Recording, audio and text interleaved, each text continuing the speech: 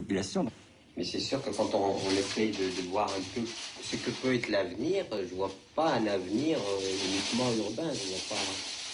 Je vois pas des millions de gens confinés dans les villes qu'il faut nourrir et qui ne participent pas à la production de leur propre nourriture avec un espace rural désertifié. Enfin, c'est la folie, quoi.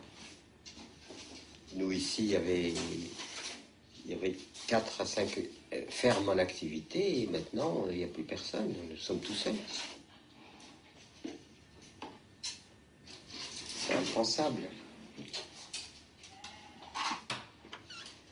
Donc la MAP, c'est vraiment un partenariat entre un groupe de consommateurs qui se préoccupe de son alimentation, qui va avoir un producteur de cette alimentation-là, en général des légumes, parce que c'est vraiment la base de l'alimentation, qui lui dit, voilà, on t'achète ta récolte à l'avance, toi tu te débrouilles pour avoir une diversité, une assurance de qualité, pas de produits chimiques. Laurent Marbeau, agriculteur, fondateur de l'AMAP de Vanves. AMAP, association pour le maintien d'une agriculture paysanne. Le fonctionnement, c'est vraiment de présenter un bilan chiffré, de dire moi en tant qu'agriculteur, j'ai besoin de par exemple 70 000 € à l'année pour faire fonctionner mon entreprise. Les personnes en face se mettent à un certain nombre pour pouvoir payer ces 70 000 € là. Ça, t'as pas essayé, c'est au lin, graines de lin, graines de pavot. Comme ça. Donc on est vraiment au prix de production, pas au prix de marché. Là, moi, ça fait 3 ans que je le pratique et voilà, ça répond vraiment un peu à tous les soucis qu'on avait par rapport à la commercialisation. On faisait des bons produits, tout le monde en voulait, mais il fallait quand même les vendre. Il y avait un petit côté marketing. Je fais une livraison par semaine et j'ai voilà, l'intégralité de ma production qui a été vendue, consommée. Surtout pour me monter, sinon je vois pas les chiffres. Je vais être avec toi parce que les fruits, il y en a 2 variétés, je sais pas combien il y a de fruits. Non, je vais te faire madame. C'est 2,5 kg de ça, 2,5 kg de ça. Voilà, c'est ça.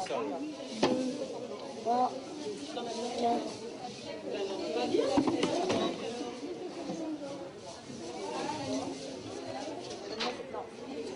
Tu l'as mis alors, non? Vas-y.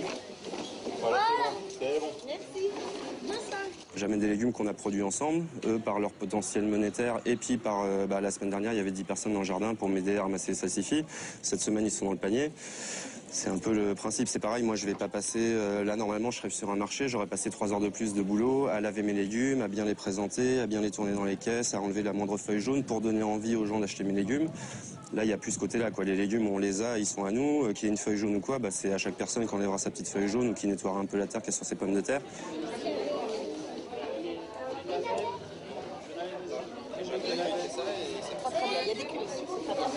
Là, sur Vanves, on a créé le groupe il y a 3 ans.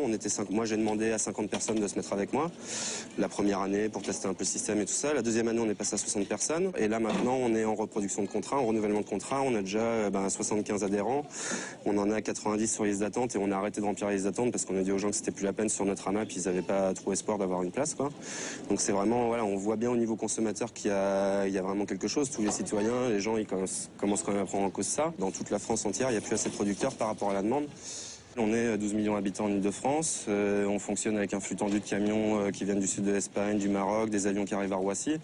Et voilà, on a 3-4 jours d'autonomie alimentaire sur l'Île-de-France. On n'a pas de réserve. Tout ça avec des produits pollués qui polluent encore plus pour venir jusqu'ici. Et quand on parle aux politiques, toujours en off, ils sont conscients de ça. Ils savent qu'il y a un problème.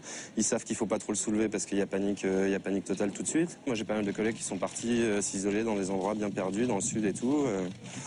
On se demande ce qui arrivera demain, quoi. S'il y a une famine demain, on va avoir une masse de criquets qui va arriver chez nous, des Parisiens qui seront là, qui chercheront à manger, qui vont tout nous arracher. Et... Voilà, quoi. Donc ça fait un peu peur. Là, on est 12 millions d'habitants, il reste 150 maraîchers. Il y a 5 ans, il en restait encore 350-400.